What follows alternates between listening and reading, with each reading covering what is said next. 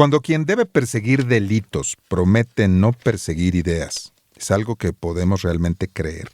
La distancia entre el discurso de neutralidad y la práctica institucional del poder punitivo, hablando de la Fiscalía General de la República en México, sobre la persecución de opositores y el comportamiento real que hemos visto que está practicando, es algo con lo que es imposible estar de acuerdo. Vivimos rodeados de opiniones, pero escasos de pensamiento y reflexión. Aquí no venimos a entretener, venimos a incomodar, a cuestionar y a usar el sentido común. Esto es Imposible Estar de Acuerdo, con René Palacios y Edgar Luna. Comenzamos. No, es imposible estar de acuerdo, aunque es perfectamente comprensible. O sea, siempre en política está la parte pública, ¿no? El posicionamiento oficial, y luego, bueno, lo que en realidad ocurre. Mientras más sano es un sistema político y, si me apuras, mientras más funcional y exitosa una democracia pretende ser, pues hay mayor coincidencia entre lo que oficialmente se dice y lo que en la realidad se hace, aunque debo de decir que en ningún lado son una y la misma cosa. Siempre va a haber un pequeño terreno de discrepancia, porque efectivamente, digamos, un fiscal general en Estados Unidos que tiene amplios márgenes de autonomía, pues la realidad es que es nombrado o propuesto por el presidente en turno, y bueno, va a jugar un poco el juego del presidente. Ahora, ¿en qué medida lo va a hacer? En alguna que no tiene nada que ver con lo que estamos viviendo ahorita. Claro, porque una cosa es tener margen de maniobra, es tener flexibilidad. Sí. Y otra cosa es de lo que estamos hablando. Pero para empezar a plantear la base del entendimiento, ¿qué es y qué debería ser la Fiscalía General de la República? La Fiscalía General de la República es, en teoría, un órgano constitucional autónomo desde 2019, creada para romper con el viejo modelo de procuración de justicia subordinado al poder político. Sin embargo, en los hechos, su historial muestra otra cosa. En los últimos años, investigaciones penales contra figuras opositoras han avanzado con rapidez, mientras que expedientes ligados a actores cercanos al poder han permanecido congelados, archivados o sin judicializar. Casos emblemáticos como denuncias por presunto uso electoral de programas sociales, corrupción administrativa o desvío de recursos han seguido rutas muy distintas dependiendo del perfil del involucrado. Hoy, la nueva titular asegura que no habrá persecución política. El problema no es la promesa, sino el precedente. Una fiscalía que históricamente ha sido selectiva en tiempos, prioridades y resultados. Porque cuando la ley se aplica de forma desigual, deja de ser justicia y se convierte en un instrumento de poder. La Fiscalía General de la República está considerada, de acuerdo a la legislación mexicana, como un órgano autónomo constitucional. Había bastantes, se han eliminado, tristemente. Ahora quedan algunos pocos, como el Banco de México, como el Instituto Nacional Electoral, como la Comisión Nacional de los Derechos Humanos. Sí, porque es que se nos fueron 8 por decreto, ¿no? Sí, por decreto. Ahora, los que quedan, curiosamente, o están debilitados o están cooptados, pero en los hechos ya no cumplen la función para la cual fueron diseñados. Los órganos autónomos constitucionales se llaman así para que cumplan mejor su función, y esto implica que lo hagan de manera separada o relativamente separada de los tres poderes entre los que se divide, digamos, el poder del gobierno mexicano, del Estado mexicano. Sin embargo, aunque lo digamos desde un punto de vista técnico, siempre ha sido un actor político. Ah, claro, como además en todos lados, pero es que hay niveles, hay matices. Yo recuerdo, por ejemplo, Emilio Álvarez y Casa, como ombudsman de la Ciudad de México, ya como fregaba, su cuchillito de pal, lunes, y salía de, no, esto está mal, la autoridad está fregando, no sé qué, debería de actuar y arreglar no sé cuál, en favor de las causas más diversas, ¿no? Mejorar la situación de derechos humanos en las cárceles, la equidad de género, la inclusión de personas con preferencias sexuales distintas a las típicas, lo que tú quieras. Alguien diría, oye, pero entonces la tarea de este personaje es estar fregando, pues si me apuras, sí, esa es su tarea, con objeto de que la autoridad se fije en lo que hace, con objeto de que no dé espacio a que este monito lo esté fregando. Es una combinación en la que garantizas que el respeto a los derechos humanos pues va a ir en aumento, ¿no? ¿Por qué? Porque pues, si tú le das manga ancha al ombudsman, pues te va a acabar. Entonces vas a intentar en la medida de lo posible pues no darle tanta manga ancha. Hoy por hoy, ¿qué sucede con la Comisión Nacional de los Derechos Humanos, que es uno de los órganos constitucionales autónomos? Bueno, está completamente borrada. Tiene a una persona que la dirige, que es Rosario Piedra Ibarra, que lo que hace es cobrar y ser comparsa del gobierno. Punto. Entonces, ese órgano autónomo constitucional no fue necesario aniquilarlo. ¿Por qué? Porque está completamente cooptado. Y entonces vemos a una Comisión Nacional de los Derechos Humanos debilitada y sin voz, que ya no funge como contrapeso. Pero regresemos al discurso público de la titular de esta fiscalía. Hablamos particularmente de la no persecución a opositores, a ideas diferentes a las que marca el sistema. A eso añadiría yo, y de la intolerancia a prácticas corruptas o delictivas al interior del régimen, porque últimamente esta segunda parte es la que se ha visto más acentuada.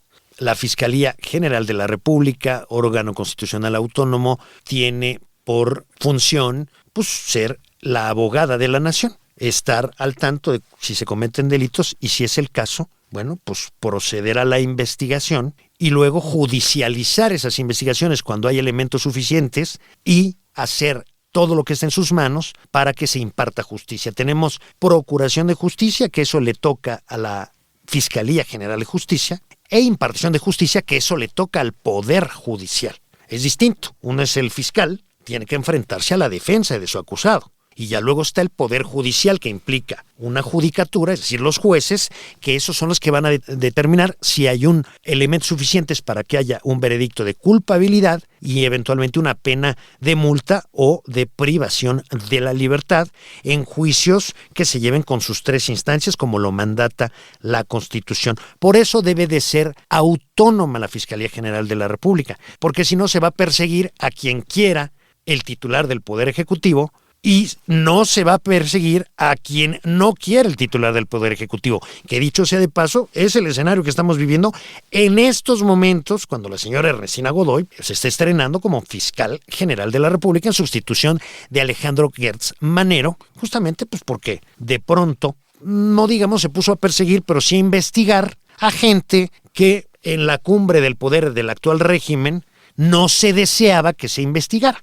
Pero entonces aparece la contradicción con la cual es imposible estar de acuerdo. No debería haber selectividad en las investigaciones, no en el hecho de que, por supuesto, aquellas que no estén sustentadas, pues no. Pero aquí estamos hablando de una tendencia. Claro. Todo aquello que no guste, que no haga bien, que no haga verse bien, o que pueda alzar la alfombra para ver dónde está el polvo, eso se hace a un lado.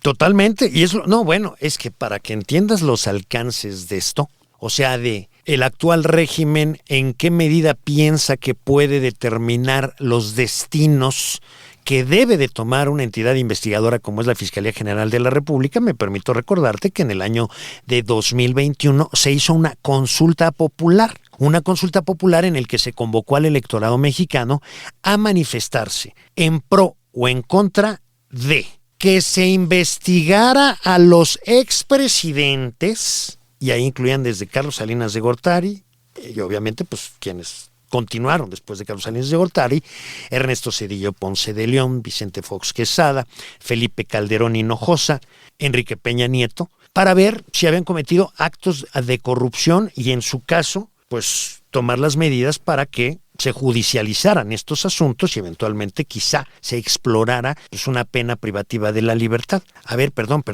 aquí ya no entendimos absolutamente nada. Si hay un delito cometido, no es que vamos a consultar a la entidad autónoma encargada de la Procuración de Justicia de si queremos que se persiga o no se persiga el delito. Es el monumento al absurdo. Si no se persigue, quien ostente la titularidad de la Fiscalía General de la República estaría incurriendo en responsabilidad penal. No es de que te digan, oye, ¿qué crees? Es que la consulta pública salió con que no. No, ¿cómo que no? Yo investigo porque si no, es que al bote me voy yo. Si funcionaran las cosas como deben de funcionar, ¿no? En ese mundo ideal que no ocurre, porque yo quiero preguntarte, ¿qué tendría que hacer la Fiscalía a razón de lo que expresa Julio Scherer en su libro recientemente comentado por todos los medios, donde se hace referencia a actos de corrupción y otros tantos del régimen? Bueno, es que... ¿Qué tendría que hacer la Fiscalía? Es que mira, tú imagínate una Fiscalía que sea autónoma, es un órgano autónomo constitucional, tendría que ser autónoma, tendría que ir en cierta medida por la libre. Hay un respeto institucional, mantener informada en este caso a la presidente con a solicitud de la República, pero más allá no tendría que haber una subordinación vertical hacia Palacio Nacional, porque para eso es un órgano constitucional autónomo. Sí, que se ha vuelto un instrumento de mensaje político, de mecanismo de disuasión, de amenaza, por favor. De alíñate, porque si no ahí te avienta una investigación, una auditoría, no te vayas a ver involucrado. En efecto, y la prueba del control que se tiene sobre esto, pues es como se dio el relevo. Se planeó, al menos teóricamente, que la Fiscalía General de la República estuviera encabezada por un reconocido jurista que gozara de la aprobación de 2/3 partes del Senado después de haber sido incluido en una terna propuesta por el presidente de la República en turno. Así funciona en todos lados. Al final de cuentas, sí son órganos autónomos, pero los otros poderes alguna intervención tienen en la definición de quiénes van a formar parte de estos órganos autónomos. No hay de otra, ¿no? Pero una vez que ya eres designado, tienes la protección de que no te pueden destituir, entonces tienes mayor libertad, ¿no? Es como ser ministro de la Suprema Corte de Justicia de la Nación. ¿Cómo se dio el relevo? Bueno, una serie de cuestiones pasaron. Alejandro Gertz Manero cayó de la gracia del régimen. Decidieron que Ernestina Godoy fuera quien sustituyera a Alejandro Gertz Manero. ¿Y tú crees que realmente se respetó el espíritu de la ley en la definición de que fuera Ernestina Godoy? No, el espíritu, por favor, no se burlen de nosotros. Se respetó la letra. Primero, Gertz Manero, antes de renunciar, designó a Ernestina Godoy como fiscal especial de control competencial, que de acuerdo a la ley de la Fiscalía General de la República, en caso de renuncia del fiscal general, es la que queda como encargada del despacho. O sea, ya hubo una anécdota muy interesante histórica, que ojalá me dé tiempo comentarla, porque es igual de risa, de mofa, de mira, cumplimos con la letra de la ley, pero pues el espíritu está completamente ignorado. Y luego, ya que ella era la encargada de despacho de la Fiscalía General de la República, hay que recordar que la ley impone que la titular del Ejecutivo mande una terna. Pues ahí va Ernestina Godoy en la terna. Pero los otros dos de la terna pues iban así como, ¿de verdad me incluyeron en la terna? Pues si ya sabemos, ¿no? O sea, de adorno iban. Y claro, en el Senado, rapidísimo, 2/3 partes, y fue Ernestina Godoy, y ahora tiene un mandato de 9 años. ¿Por qué 9 años? Porque en este concepto de autonomía, la idea era que los fiscales generales no cambiaran de manera simultánea a los titulares del Ejecutivo Federal, para que hubiera estos pesos y contrapesos, para que no fuera, ya llegaron todos, ya se fueron todos, no. Este tiene un mandato de 9 años. A Gertz Manero pues lo obligaron a renunciar 2 años antes de que terminara su mandato. ¿Y dónde queda el ciudadano común frente a este modelo, Ren? No, ciudadano común está completamente inerme y bueno, pues a que intente sobrevivir teniendo cuidado de no meterse con el régimen, porque el régimen tiene todas consigo.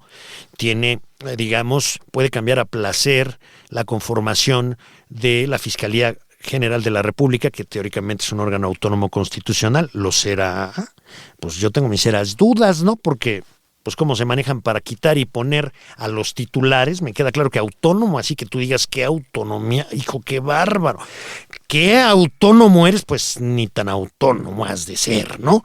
Y me queda claro también con la actuación de la titular de la Comisión Nacional de los Derechos Humanos, pues que también le queda claro que autónoma no es, porque si se pusiera a fastidiar, pues bolas, ¿no? Te la vuelan. Los otros órganos autónomos constitucionales han sido ya eliminados, como fue el Coneval, el Centro de Evaluación de las Políticas Sociales, como lo fue el Instituto Nacional de Acceso a la Información Pública Gubernamental y Protección de Datos. Con el trabajo que costó llegar a tener. Exactamente. ¿No? Entonces, efectivamente, aquí hay un régimen que tiene un enorme poder, que lamentablemente ese enorme poder sí lo obtuvo con algunos asteriscos, principalmente de manera democrática. Sí obtuvo en las urnas un apoyo mayoritario muy considerable y que uno no puede negar. Sin embargo, en un universo ideal uno esperaría que aún así se mantuvieran institucionales. ¿Lo están haciendo? No, en lo absoluto. Siguen medio manteniendo las formas, pero va a dejar un momento que dejen de mantener las formas. Te comentaba en lo que tiene que ver con el cambio de fiscal general, de pasar de Gertz Manero a Ernestina Godoy, me recuerda la forma en la que Victoriano Huerta, después de haber secuestrado a Francisco I. Madero y a José María Pino Suárez, presidente y vicepresidente de México, ¿no? De haberles cambiado su renuncia por su vida para luego no honrar su palabra y acribillarlos, resulta que fíjate cómo estuvo la cosa. La Constitución decía que a falta del presidente y del vicepresidente, quien tenía que tomar la titularidad del Poder Ejecutivo era el secretario de Relaciones Exteriores.